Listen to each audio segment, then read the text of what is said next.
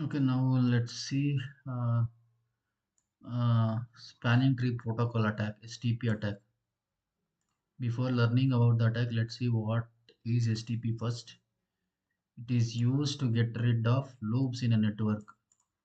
It also ensure a optimized path is selected for communication, but this point is not relevant for STP attack.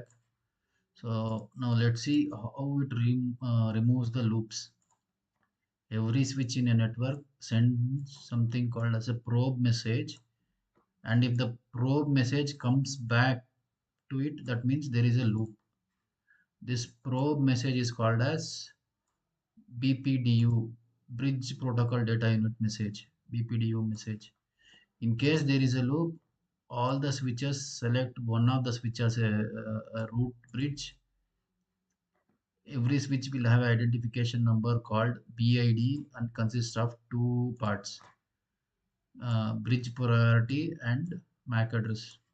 Note, by default, the bridge priority will be 32769, and usually nobody will change this. But some of the websites have given the default priority as 72768, but in the Aspen book it is 72769.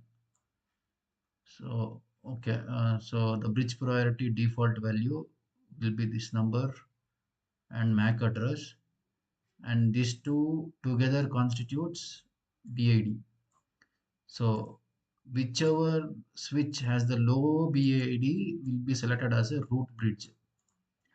Uh, After root bridge is selected, all the switches calculate the best path to reach root bridge.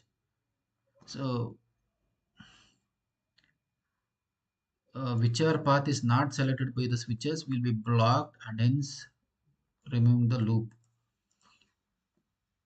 The attacker will get access to switches and introduces a rogue switch which is connected to both switches to introduce a loop, and he will reduce his bridge priority to 0 to ensure the rogue switch will be selected as a bridge route, thus allowing the attacker to sniff all the traffic flowing in the network.